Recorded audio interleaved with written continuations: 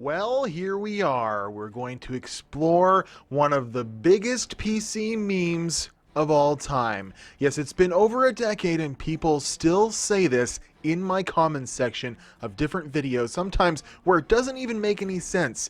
I get if I'm reviewing an older piece of hardware, you might ask this question, but if I'm reviewing a video card from 2019, then why does someone most definitely go to the comments and say, but can it run Crysis? I mean, it should be a dead meme at this point, just with how overused it is. It's almost irrelevant at this point, too, because the latest Crysis game is over 6 years old, Crysis 3 from 2013. But I guess there's a reason for all of this. Crysis was so advanced, so ahead of its time, that its sales numbers suffered in 2007 and 8, mostly to do with its unachievable system specs upon launch. This did, however, change leading up to the turn of the decade. Think about it. The average system spec back in 2007 had the majority of people running dual-core processors, or maybe even single, at best. And Intel had just launched its Core 2 quad-based, CPUs. Quad cores were coming out, but the majority of people were gaming on Athlon 64X2s or Core 2 Duos. A lot of those games launched in 2007, like BioShock or Call of Duty 4 Modern Warfare or Half-Life 2 Episode 2, were fine running on mid-range CPUs and specs, but Crysis demanded more, demanded so much more from the system. The minimum system specs were a joke. Sure, you could probably load Crysis up on a P4 2.8 GHz or Athlon 2800 Plus with a GeForce 6800 GT or an AMD Radeon 9800 Pro, but you would be completely missing the point. Crysis was a technical marvel that still holds up today in 2019. Running it at 800 by 600 on low details is just sacrilege, and the initial sales numbers showed this. This started to change as more powerful quad-core CPUs became affordable closer to 2010 and stuff, but Nvidia and ATI did launch some mid-range graphics cards that could finally handle it in 2008 and 2009, and Crysis, although plagued with bugs and technical difficulties, was almost the sole driving force for upgrading your computer near the turn of the decade. It all comes down to that one little question, but can it run Crysis? Hi there, I'm Timmy Joe, and since the last episode of 2080 Ti versus Max Payne has been doing so well, almost at 100,000 views, well, I wanted to waste no time in following it up, and I think Crysis is the definition of that game that still holds up in 2019. I mean, look at these stunning visuals. Sure, the 2000s had many technical marvel video games, but Crysis is just the technical marvel that's the epitome of that. So strap to your seats, and I've been doing nothing but playing Crysis for the last few weeks, and this is a series where we take the best gaming specs of 2019, almost 2020, and pin them against old video game franchises and see if we can push these old titles to their absolute limits. So this is RTX 2080 Ti and 9900K versus Crysis. But before we do that, it's time for a word from our sponsor. Yeah, I got a sponsor for this one. Hello there, I'm world-renowned computer enthusiast Timmy Joe, and I'm here to tell you a little something today about the Ring Video Doorbell 2. Yes, this is a sponsored spot, and I want to thank the Ring Video Doorbell 2 for sponsoring this retrospective on Crysis. But yeah, this product has changed my life for the better, and I'm not joking, okay? Yes, it offers surveillance on your front door so you can see who's been there, if maybe packages go missing, but it's so much more than that. Well, speak of the devil. Hello there! Oh, hi there, it's Santa Claus here. Some packages from Amazon for you here. Well, you don't look much like Santa Claus, but I do like the cut of your jib. Oh, wow, is that one of them new video doorbells? That's pretty cool, yeah. How you doing, sir? Yes, well, I see you have a lot of packages there, but I'm in the middle of a very important YouTube spot. I can't answer the front door. Can you just stuff those packages underneath the stoop, and I'll grab them safely later? Oh, you want me to leave them under the stoop? Well, I can do that for you. That'll be nice and safe. No one will steal it, right? Yes, well, thank you very much. You're just a kind man, and you're terribly good looking. But yeah, leave those under the stoop, and I'll get them later. And if you're good, I'll bring you a video doorbell for your Christmas, you lovely delivery man, you. All right, well, I know you're a busy, important YouTube celebrity, so I'll let you go. But I got your packages here for you under the stoop. Thank you, Santa. All right, that was easy. Well, that's exactly how the Ring video doorbell has changed my life. I was always worried, waiting for a package to leave the house, because then I'd come home and inevitably there'd be that little sticker on there that says, try your luck next time. And I needed that part to finish my computer build. Well, now I can answer the door anywhere from my smartphone and give the mailman or delivery man instructions on where to leave the packages safely. And it helps you if someone steals those packages, find out who did it, and give the video to the authorities so that you can track it down. So give the gift that keeps on giving, the Ring Video Doorbell 2 for Christmas this year, to grandma or grandpa or mom or dad. It's a lovely first addition to any home as a smart device, but it's truly practical and it saves you from missing your packages. So thanks to Amazon, and check out links in the description, see where you can get your own video doorbell too. So I'll throw it back to Timmy Joe doing the video thing. Thanks guys. Buy a video Ring doorbell. Woo! So here we are. I played almost every version of Crysis. There are a lot of them, and they only span about a decade, and that's including the original Far Cry, which is sort of the first Crysis, because after that, Ubisoft bought out Far Cry. It was a totally different game.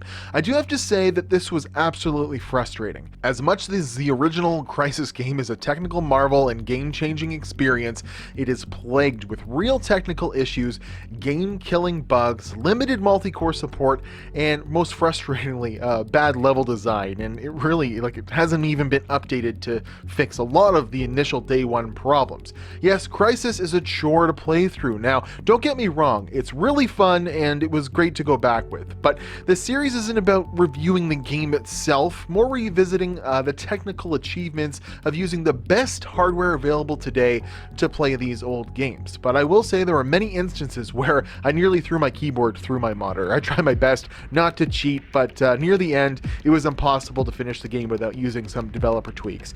I just should have enabled God mode from the beginning. But the last boss is the archaeological whatever girls hanging in the chopper with Psycho, and she says, use the tack gun to destroy the cannon.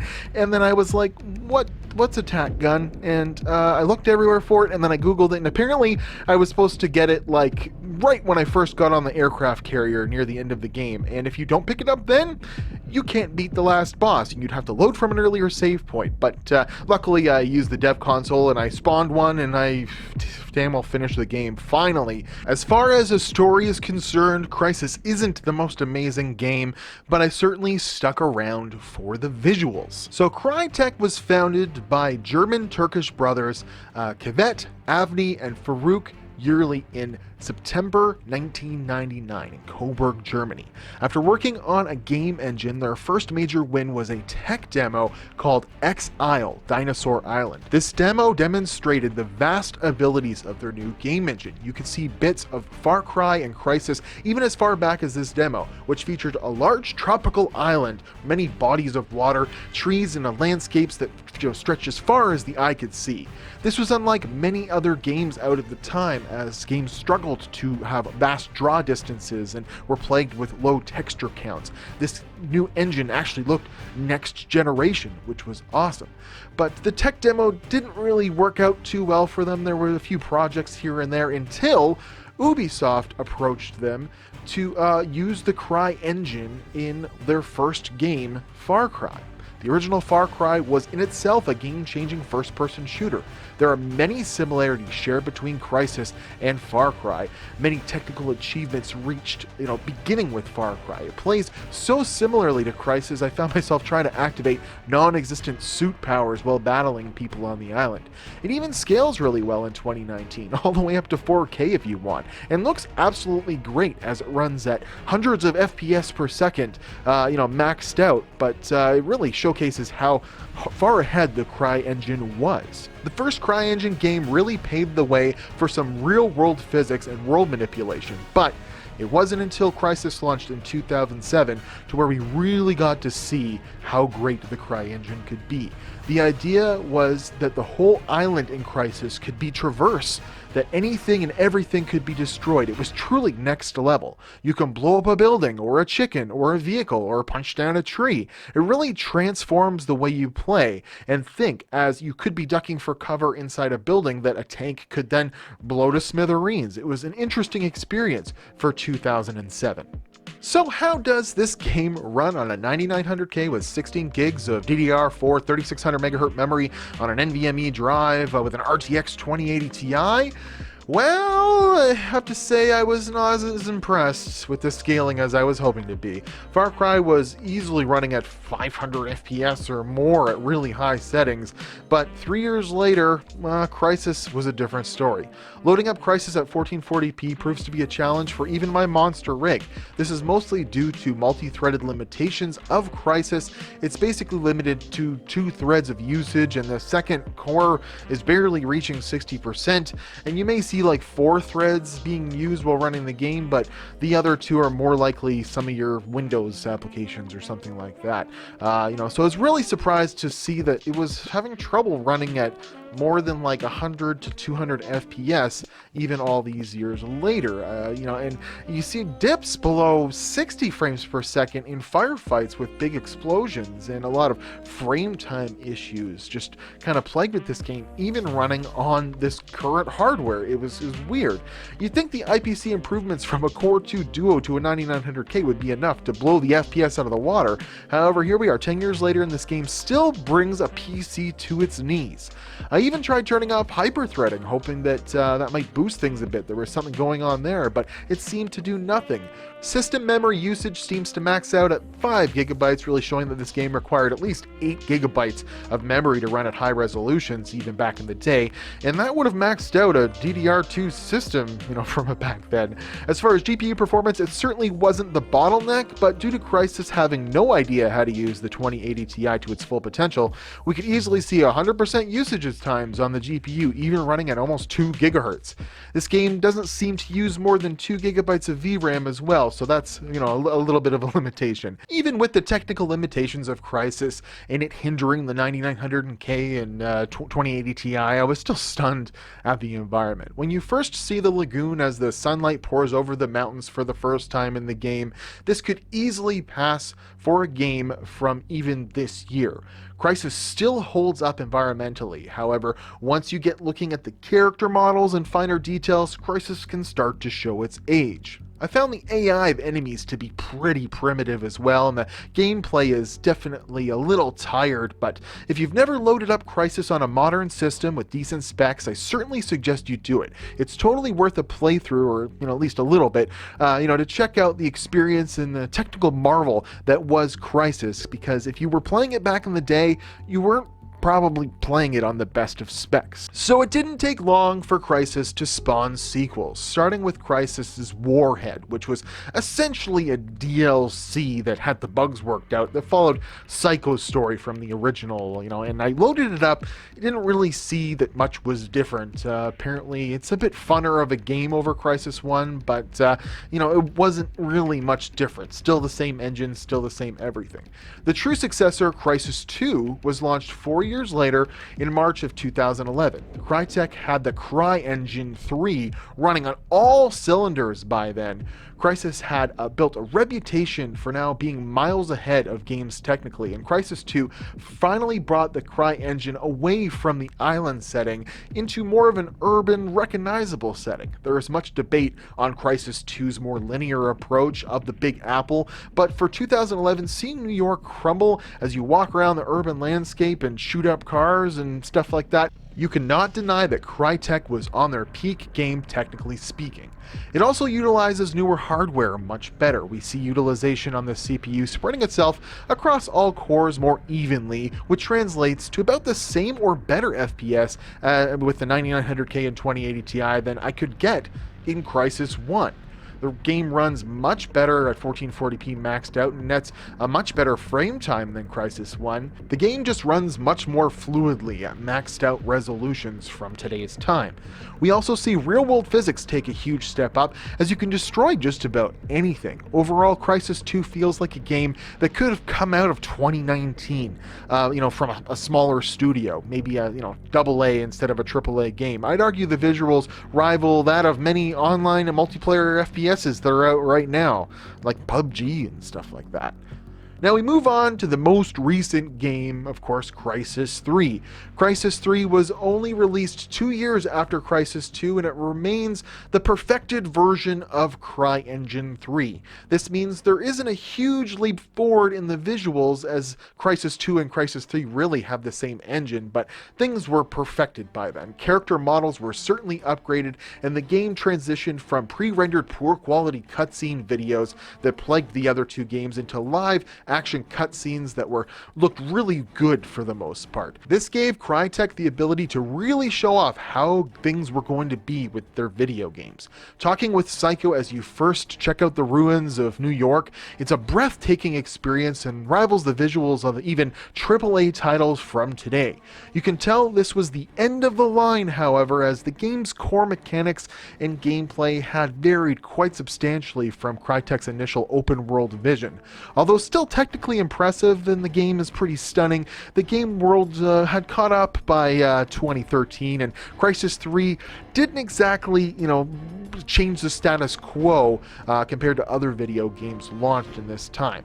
Declining sales had left the series stagnant, with Crytek founder Kvet Yerli left avoiding questions about a fourth installment of Crysis, in modern times. So we don't know if we'll ever see a Crysis 4. But what about Cryengine? Well, it's still being used today, although Crytek has shrunk considerably as a developer. They've licensed their Cryengine for some pretty solid games over the last few years, including Kingdom Come Deliverance, Monster Hunter, and Prey for some examples. Crytek also released Hunt Showdown out of beta this year, and it was met with some lackluster reviews. It's an online shooter game with some weird mechanics, nothing too crazy. So where does this leave the Crysis franchise as we approach 2020? Well, with the Cryengine now on its 5th version, it's almost 5 years old at this point, we were worried that we weren't going to see much from the Crytek team. But one can only hope that Kvet Yerli and Crytek can get back to their roots and turn the Cryengine back into a game-changing technical marvel, and there are signs that this may be happening. Just this month, Crytek released a benchmark called Neon Noir, which showcases technology Crytek has been developing to bring ray tracing to the mainstream without dedicated ray tracing hardware like NVIDIA RTX Tensor cores. Ray tracing for all is their new slogan. If done right, this could bring Crytek back to the forefront of gaming technology, as ray tracing without expensive proprietary technology from NVIDIA seems to be the holy grail of the gaming industry right now. Cryengine's ray tracing technology is both hardware and API agnostic and will run on any contemporary AMD or NVIDIA GPU. The demo they released certainly shows promise, as it ran at over 100 FPS with RTX maxed out on my 2080 Ti at 1440p. A game like Control that actually uses the Tensor cores, would just be crippled at 1440p to run at high settings, even medium settings. So this running at such a high frame rate without any dedicated hardware really shows that Crytek might be on the verge of another breakthrough. What about a Crysis 4 with ray tracing, without any GPU hardware stuff needed, just right out of the box? That sounds pretty enticing. This has to be on the minds of everyone developing over at Crytek. Hopefully the 2020s bring a new technical marvel from Crytek that can once again help bring the company's API and Crytek engine to the forefront of CPU and GPU gaming technology, just like the original Crysis did.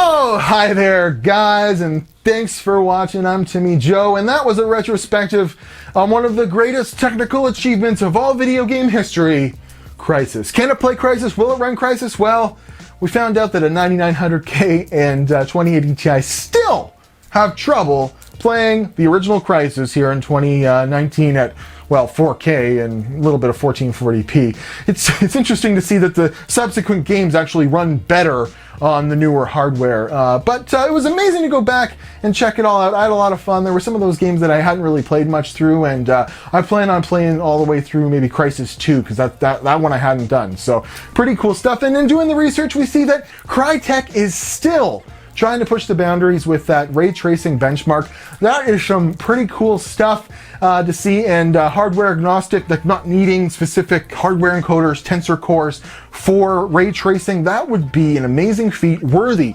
of Crytek. So hopefully we see a Crysis 4 with ray tracing for all. That would certainly be cool. So I want to thank you guys for watching, and thank the Ring Video Doorbell for sponsoring this video. That's going to make sure that my family's got nice presents underneath the Christmas tree, and I appreciate it. If you guys want to check out, there's links in the description on how you can get your own Ring Video Doorbell and not miss another package, and find out who's stealing your packages, and there's a cool community of Ring out there that are neighbors talking to each other through some of their services. It's a pretty cool thing, and it's certainly saved my butt on some packages already. So thanks very much for watching. Thanks to Ring Doorbell for sponsoring, and I will see you guys in the next video game retrospective 2080 Ti and 9900K versus Roller Coaster Tycoon.